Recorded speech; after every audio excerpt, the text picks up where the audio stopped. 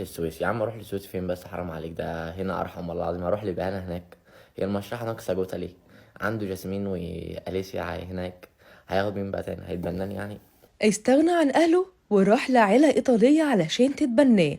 بقى يقلدهم في كل حاجة ومستحمل سوء معاملتهم علشان خاطر الجنسية والفلوس. والمتابعين بيقولوا السويسي السبب في كل اللي بيحصل للشباب. ايه حكاية عمر أبو عيون خضراء اللي سافر إيطاليا حبا في السويسي وازاي استغنى عن أهله بكل سهولة؟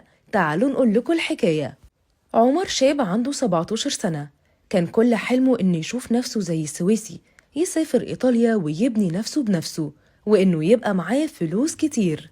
خلى أهله يسفروه بطريقة غير شرعية، وأول ما وصل دخلوه الملجأ هناك. وفي إيطاليا بيتيحوا للأسر إنهم ممكن يتبنوا طفل من الأطفال دي، وطول الفترة دي قبل وصولهم للسن القانوني الحكومة هي اللي بتدعمهم ماديا. وعلى طول اتبنته عيلة إيطالية. في البداية عمر ما كانش فاهمهم ولا عارف يتعامل معاهم، لكن مع الوقت قدروا إنهم ينسجموا مع بعض، ودخلوا عمر المدرسة وعلموه يتكلم إيطالي. ومن هنا حياته كلها اتغيرت، خاصة إنه الست الإيطالية اللي اتبنته ما كانتش بتخلف، واتبنت قبله ولد وبنت، لكنهم ما قدروش يخلوهم يتعلقوا بيهم زي عمر. عمر غير اسمه وبقى اسمه مومي، واعتبر إن هم دول أهله الحقيقيين، وبقى يطلع في الفيديوهات يحكي حكاياته مع العيلة الإيطالية.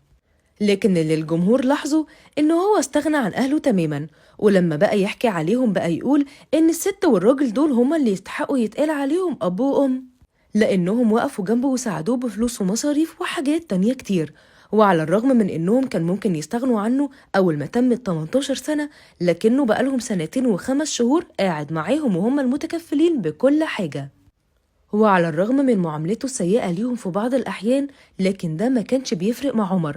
والناس كانت دايما تسأله سؤال واحد بس: إزاي قدرت تبعد عن أهلك في مصر؟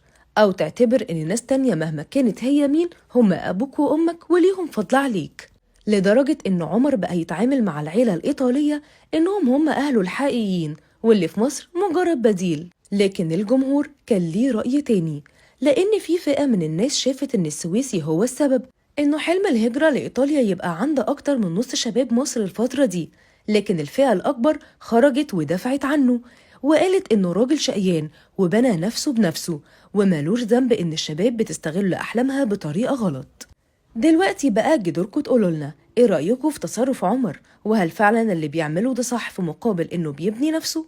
شاركونا رأيكم في التعليقات، وما تنسوش تفعلوا زر الجرس والإشعارات علشان يوصل لكم كل جديد من موقع صوت الملايين.